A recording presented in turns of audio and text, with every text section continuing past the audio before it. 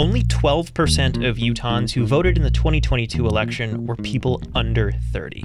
But according to the U.S. Census Bureau, 1 in 4 Utah adults are between the ages of 18 and 29. So, what do they care about? Why aren't they voting? And how could that influence what we hear from candidates this election season? I'm Sean Higgins. And I'm Sage Miller. On this episode of State Street, we hear from a researcher about why Gen Z and millennials just really aren't feeling the whole political process. It can be hard to get down with the national rhetoric coming from both Republicans and Democrats. That could have big consequences for the Utah Republican Party, both now and in the future.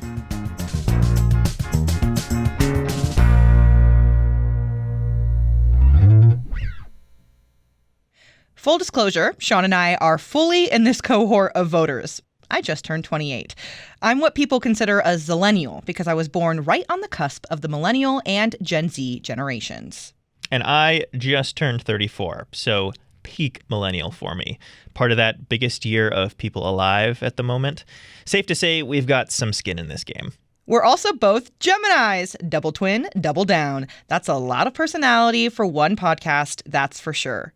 Sean, you don't got to roll your eyes at me.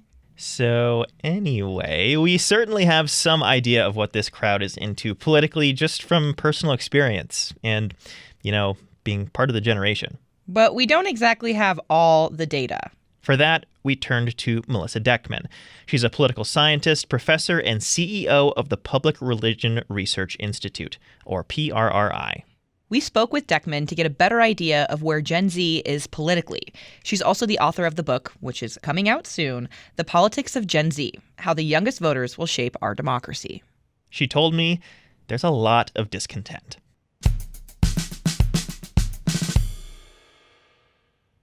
I would say that younger people are pretty frustrated with the American political system. In general, we find here at PRRI in our recent survey of Gen Z Americans that there's a lot of lack of trust with our political institutions, with the parties, with the media. At the same time, we find that Gen Z Americans are just as likely, if not more likely, to participate and engage in the political system.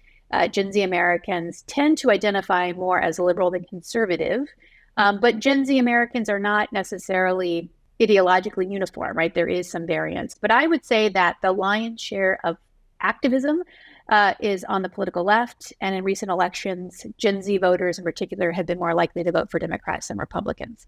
This is not necessarily a new trend. We have seen young generations in the past be very, very liberal when they are younger and then maybe transition to being more conservative, maybe not. I think the old saying is if you're not a liberal in your 20s, you don't have a heart. And if you're not conservative when you're older, you don't have a brain. Do you think that carries water now?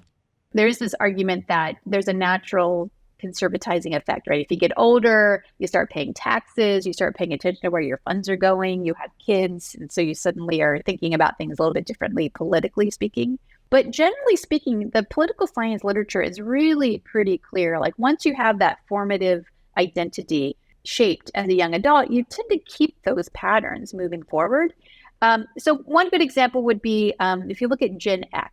And so this was a generation for whom many young Americans became politically aware during Reagan's presidency, which, by and large, in 1984, he won by a landslide. The economy was doing well. You tended to see, I think, more younger people voting Republican than before. And so if you look at partisan data today, Gen X tends to be, I think, among the most likely to be Republican compared to other generations. So there is something to be said for that. Like those formative years that you have, those impressionable years, really do linger for most Americans. I do think what's unique about this generation, however, is that there is just a fundamental lack of trust in our institutions. And so that's maybe the one wild card here, how institutions can rebuild trust in a society where people are increasingly on their phones, they're doing less face-to-face interaction, and we have a system that's so tribal and so driven by polarization. That's kind of the wild card here to make predictions maybe a little bit more difficult. And how is their political rhetoric and just simply approach to politics, is that different from previous generations? I mean, this is a generation that has grown up with arguably some really unprecedented challenges, personal challenges. They've had to face a lockdown. They faced January 6th, looking at the first time that there was a violent attempt to overthrow the results of a free and fair election.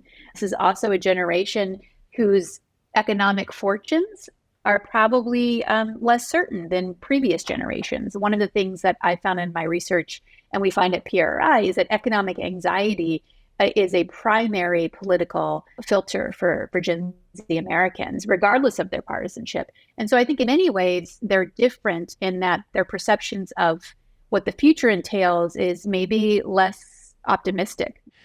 Here in Utah, we have a Republican supermajority legislature. We're definitely what we'd call a deep red state, but we're also the youngest state in the country. The average age is right around 32, and we're also one of the fastest growing states in the country as well. So in order for the Republican Party to continue its large role in politics here, it needs to appeal to these young people. How much of a challenge might that be? Well, I think it is a challenge for the GOP currently to appeal to young voters, probably in Utah as well as other areas of the country. Gen Z is socially probably the most progressive generation compared to older Americans. Although, to be frank, they share some similarities with the millennial generation. But I think, the other thing about Gen Z that's notable, and young voters in particular, is that they tend to value a larger size and scope for the federal government. So, for example, in our recent report on Gen Z Americans, we found that a majority of Gen Zers, including Republicans, are supportive of some sort of relief for student loan debt.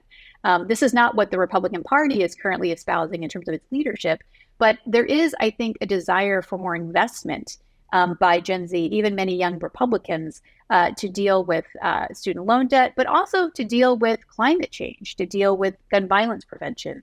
And so I think the current incarnation of the GOP is not necessarily holding the same views that a majority of Gen Z Americans are on those issues.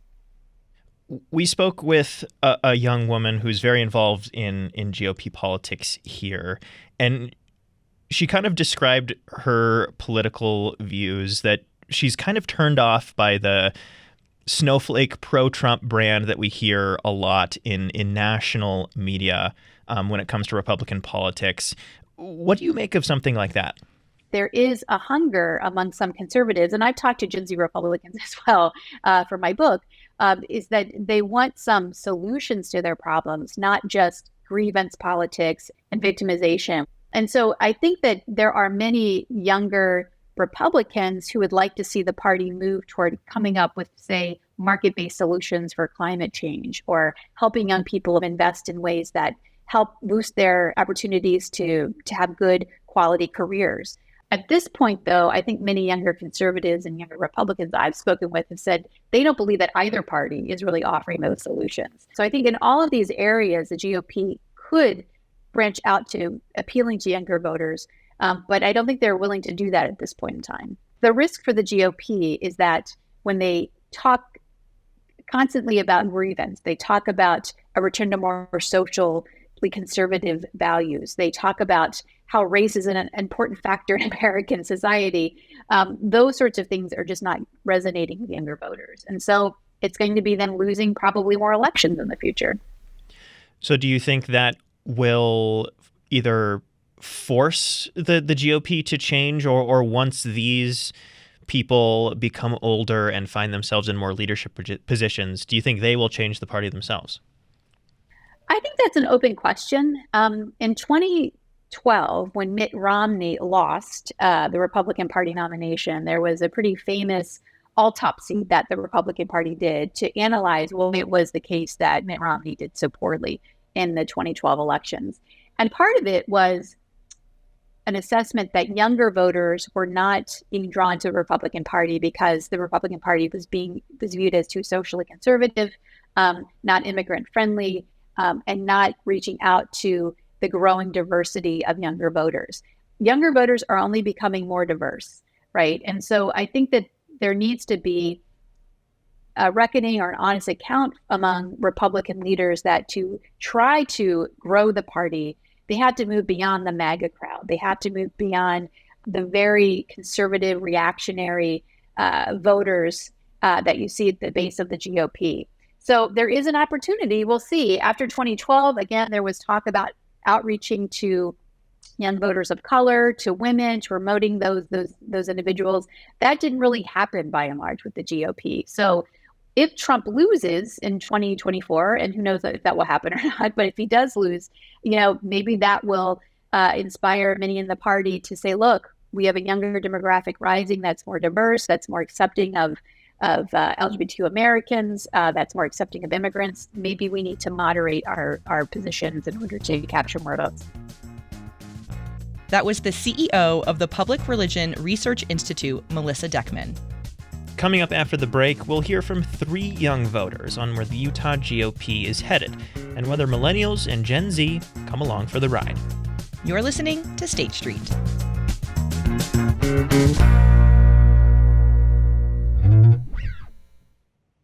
Support for State Street comes from the Hinckley Report on PBS Utah. I'm Jason Perry, director of the Hinckley Institute of Politics. The Hinckley Report is Utah's weekly political roundup, bringing together Utah's top journalists, political thinkers, and lawmakers to help you understand how politics impacts your life. Listen to the Hinckley Report wherever you get your podcasts.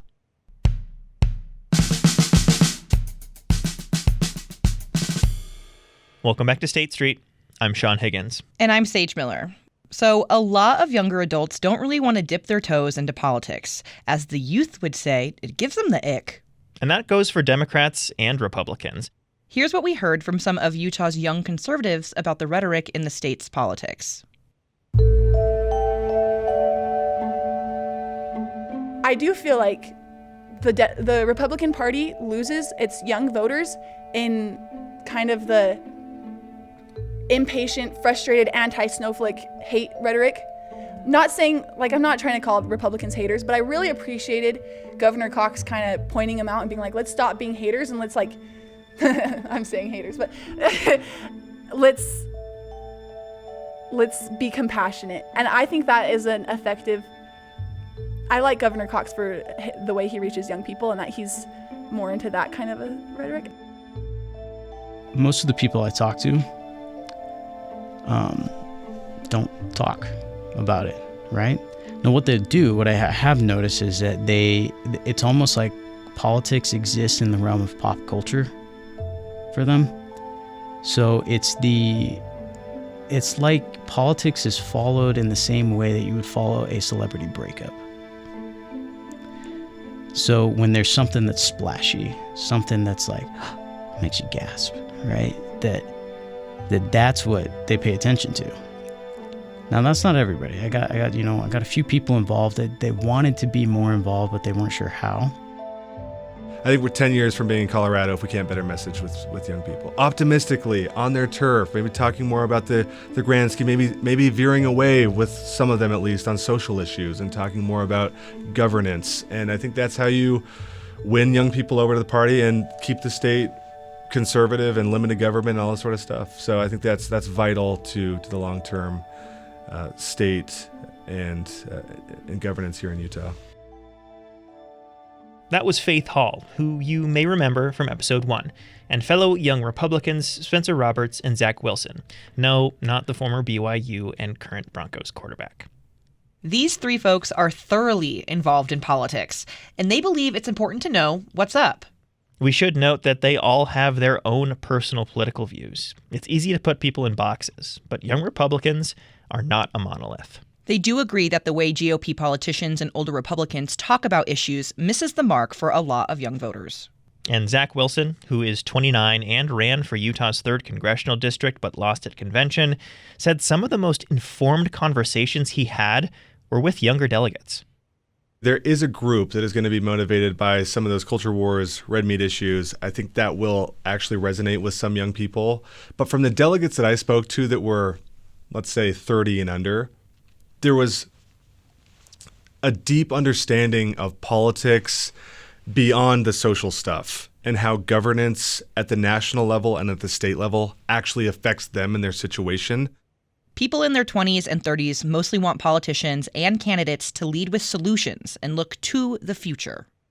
And the economy. Everybody who's in my walk of life is poor or broke, and we're trying to look ahead. We're looking for starter homes. We're looking for a better future for our family, and the economy is pretty frustrating. Now, I don't know how they tie that to politics, more just like they feel bad about the economy. I don't know if they know what policies led to that decision. It's more like they just feel the pain. They're not sure about the cause. Feel the symptoms, you know. We'll be hearing more from Spencer Roberts and Zach Wilson in next week's episode.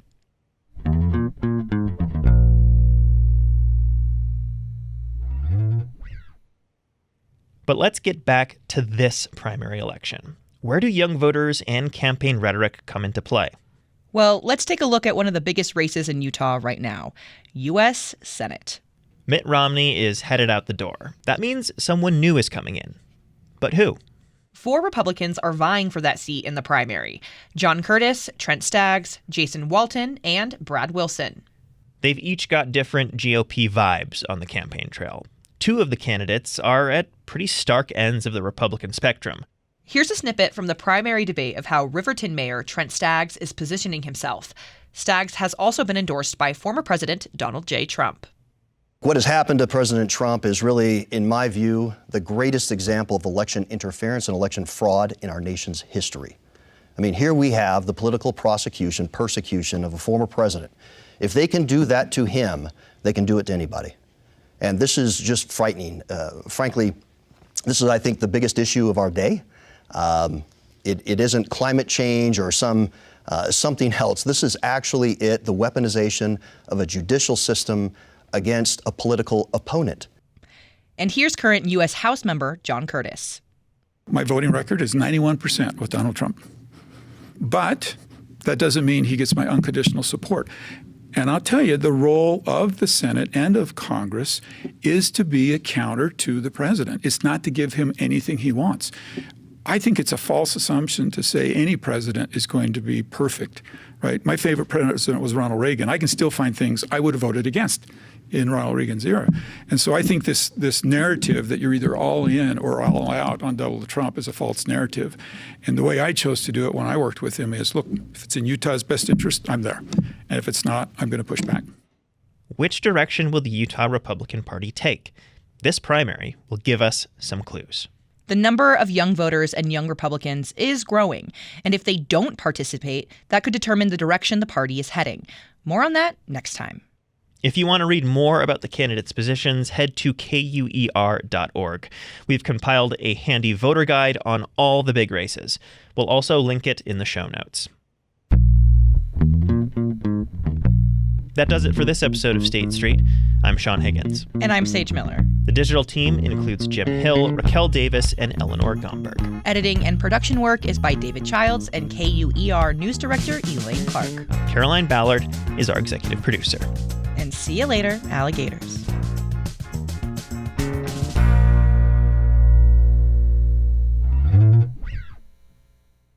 Trent Staggs has also been endorsed by the former president, Donald J. Trump. From KUER.